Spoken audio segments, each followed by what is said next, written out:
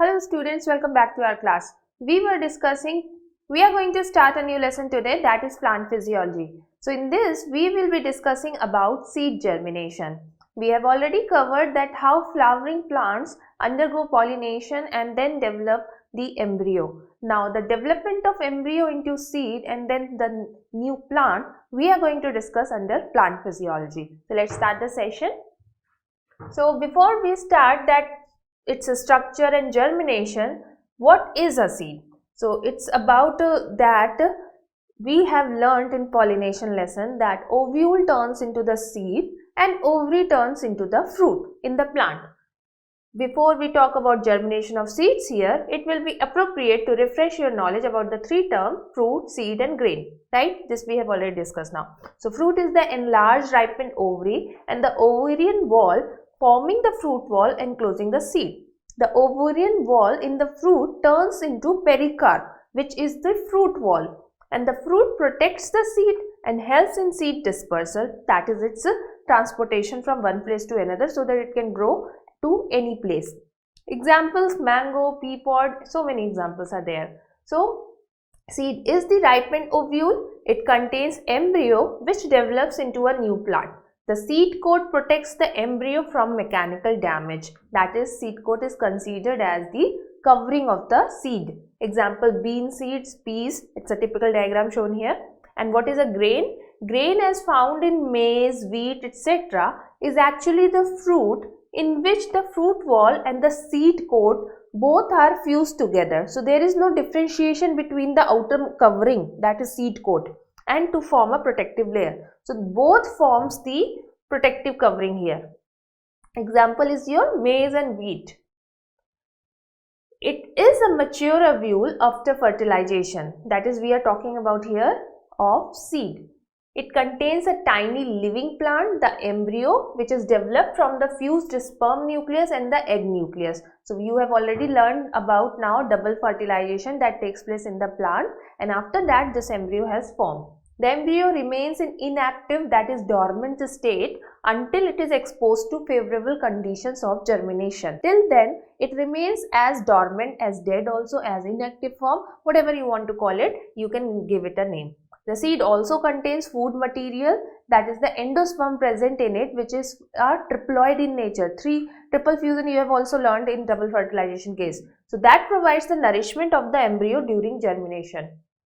The embryo can withstand unfavorable conditions of temperature, drought, etc. And there are some seeds which are known to remain dormant even up to 100 years or more. So you can understand here the latency or the tendency to withstand harsh condition and remain dormant and survive in those conditions and waiting for favorable conditions to come can be or could be seen as 100 years in some seed plants.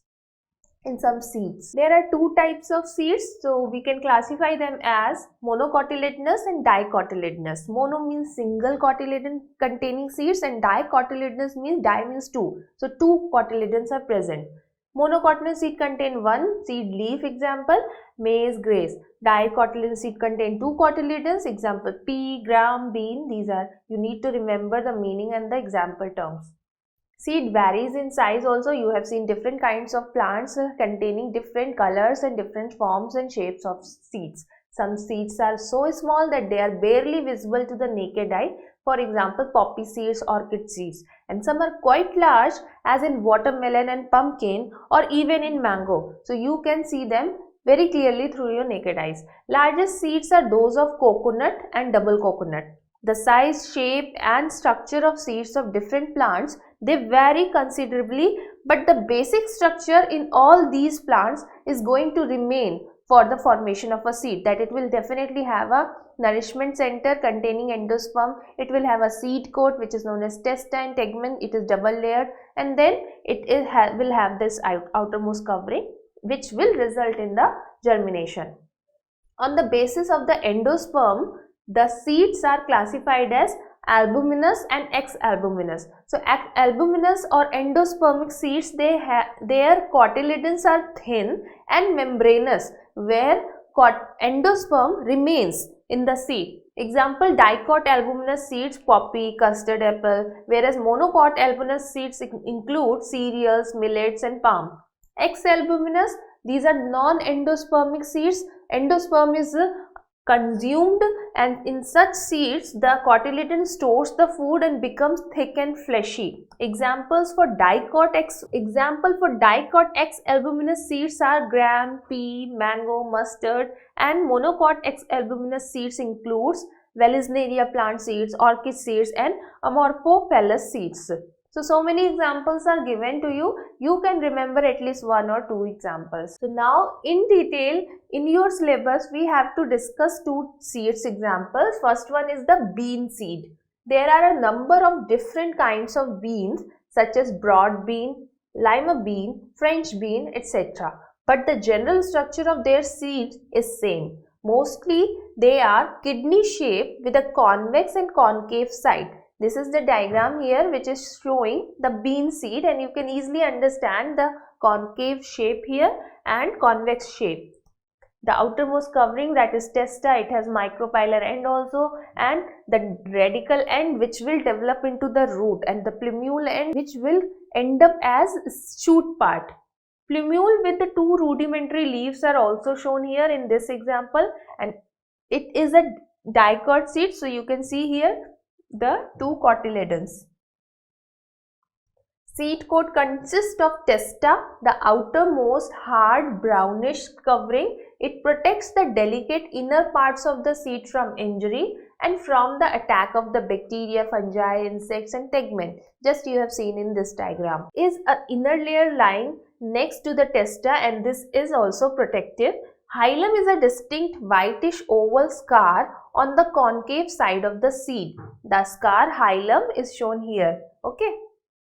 It represents the spot where ovule, which is now considered as seed, right, was attached to the ovary wall. So it represents the mark from where it is attached through placenta.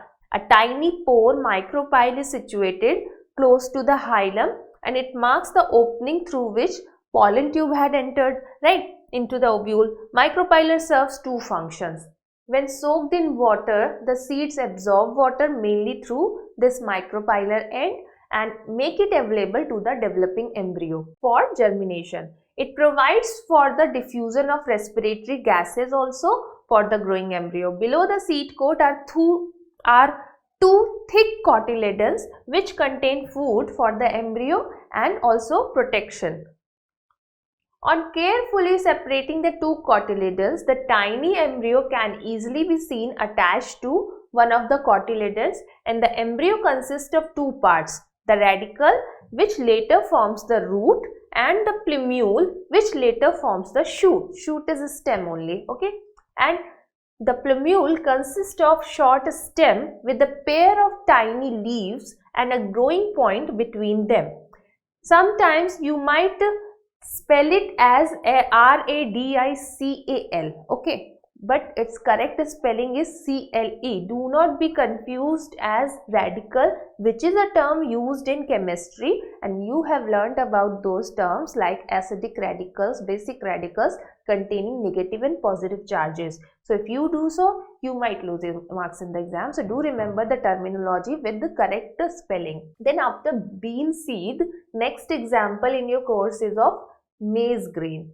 The maize grain is actually a one seed fruit in which the fruit wall and the seed coat are fused together. It's a monocotyledonous seed to form a protective layer. So because it is monocot, so here the fruit wall and the seed coat are both fused together for the protection. That you have also learned just now before these slides, that it provides protection. On one side of the grain occurs a small light colored oval area which marks the location of the embryo inside. The remaining major part of the grain, it contains the large endosperm which is rich in starch. So endosperm main function is always to provide nourishment. Nourishment in the sense nutrition to the developing embryo. The endosperm and the embryonic part, they are separated from each other by a thin epithelial layer. A simple membranous tissue is there, and the outermost layer of the endosperm is rich in protein and is known as aileron layer. The embryo consists of a single cotyledon here called as scutellum and a radicle and a plumule. So here in maize seed the embryo has three components, that is one cotyledon known as scutellum and a radicle that is going to develop into root and plumule that is going to develop into shoot. The radicle is towards the pointed end.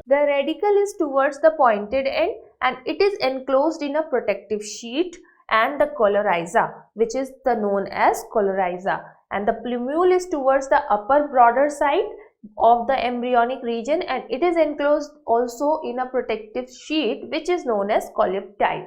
So do remember the terms coleoptile, rhiza from rhizosphere, which indicates the root part. So from here you can relate easily, and coleoptile for the covering of plumule, for the covering of your shoot, right?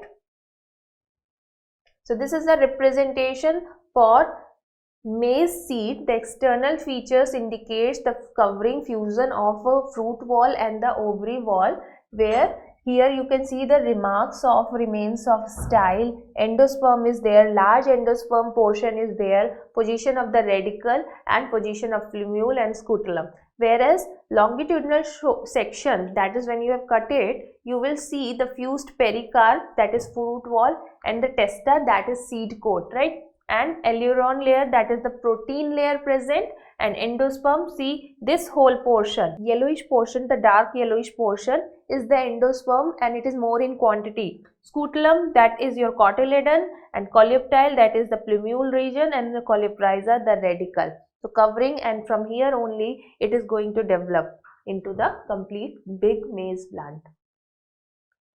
The maize grain is monocotyledonous and endospermic. Some other examples are rice, wheat and oat also. So sometimes the difference could be asked in terms of monocotyledonous seed and dicotyledonous seeds, or albuminous seeds or ex-albuminous seeds, that is nothing but endospermic and non-endospermic, and also as examples for difference between the seeds type of bean and maize. So let's understand these examples as difference. So in bean it is two cotyledonous, right? It is known as dicotyledonous because two cotyledons are present. Maize, one cotyledon, which is known as a scutellum here, and bean has no endosperm, whereas maize has large endosperm. So bean can be then said as ex-albuminous, right? And maize is endospermic, large endosperm is present, so here it is known as albuminous seed. Large embryo is present in bean, whereas a small embryo in the case of maize. Plumule leaves are folded here, plumule leaves are rolled here in case of maize. And in bean seeds, plumule is large, whereas plumule is small in the maize seed. Hilum and micropylar ends are visible in the maize seed, whereas they were not visible, that's why they were not shown in the diagram. Seeds separately contained in the fruit called pod in the bean seeds. So there is another covering to keep the seed, and which is known as pod. And in maize, the seed wall and the fruit wall is fused together to form a single grain with no separate seed. So after understanding the concept of different types of seed in different examples, these seeds, after taking the nourishment from the embryo part, that is endospermic part, they are going to germinate. Germination now we are going to discuss. The seed contains dormant embryo. In a dry seed, the embryo is inactive. It is said to be in a state of dormancy, that is a period of rest. It will remain in that state unless the favorable conditions are given to the seed, or seed is kept in those favorable conditions. Till then, it is in a dry state where it gets its nourishment in small quantities for longer durations from the endospermic part of the seed. It is dry because for the germination, moisture is required. So dry seed contains the dormant seed condition. Outwardly, it appears to be without life, but in fact, all the chemical activities of life are going on in that dry seed, which is in a dormant state. Dormant state doesn't mean that the seed has died. It has actually slowed down its physiology. It is deriving just energy to survive for longer durations of time. although they are very slow and little food is utilized at time. The dry seeds, they consume oxygen and they give out carbon dioxide both in extremely minute quantities. So all the life processes are slowed down, their rate is slowed down, and they release some heat as well. So when these seeds are placed under proper conditions of temperature, moisture and light and other factors if required, this dormant embryo then gets awakened, and that means it becomes active and it starts growing into a seedling. Seedling is the miniature of creature of a plant. All the changes leading to the formation of a seedling are collectively known as germination. Germination is the thus process of formation of a seedling developed from the embryo. So you may define germination as development of embryo into seedling. A fresh seed from a plant normally doesn't germinate even if the conditions for germinations are favorable. So it must pass through a period of dormancy during which it undergoes physiological maturation. The fresh seed that is being developed, it needs to mature itself to undergo this dormant period where physiology is adjusted and maintained, and then it is put under favorable conditions to develop and germinate. So what are the conditions necessary for germination? Water, suitable temperature, air, that is oxygen obviously, are necessary for germination. Now one by one we will discuss these conditions. Why water is important? The seed obtains water from its environment, that is from the soil, in natural condition. The water is absorbed all over the surface but mainly through the micropylar end, right? Two main uses of water are that the seed will swell up and consequently the seed coat will rupture then. When it will rupture, it will allow the elongating radicle to come out to form the roots, and then it will develop into a complete root system.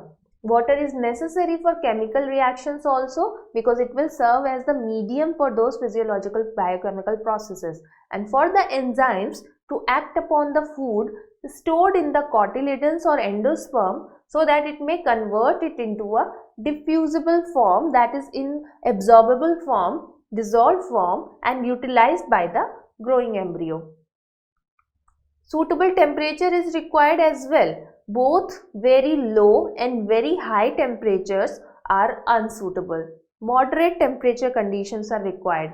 You cannot open up a seed or develop a seed in freezing conditions or in your high boiling conditions. Okay, a very low temperature will inhibit the growth of the embryo and a very high temperature will destroy its delicate structures and tissues.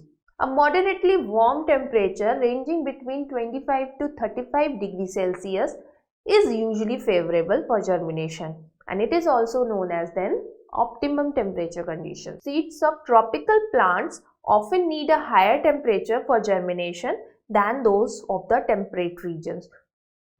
So because tropical regions has basically conditions where temperatures are most of the time high, so they have developed themselves in that manner or adjusted their physiology in that manner where they required high temperature for their germination, whereas for temperate regions where temperatures are low, so they require a little less temperature. Then the third condition, as we have said in the starting, was oxygen.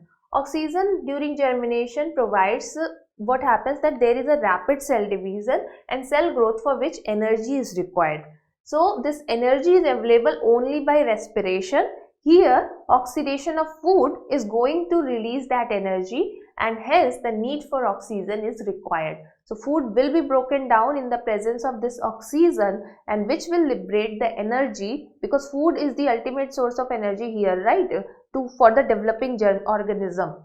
Otherwise it is the sun which provides the ultimate energy. So it is required for this process. Seeds sown very deep in the soil also fail to germinate. So they needed to be at optimum depth in the soil for proper germination. Two main reasons are that no proper supply of oxygen will be available, that is respiration will not take place, so oxidation of food will not take place, so nourishment from the food will not be given to the developing embryo and it will not get energy to germinate. Insufficient pushing force in the embryonic parts, that is the hypocotyl or epicotyl, will to break through the upper layers of the soil. So these are the two failures because of which seed doesn't germinate. So with this, we will wind up the session, that is part 1 of seed germination and structure. We'll be dealing part 2 where we will be discussing some more in conceptual parts from this lesson. Till then, revise these topics. Thank you so much.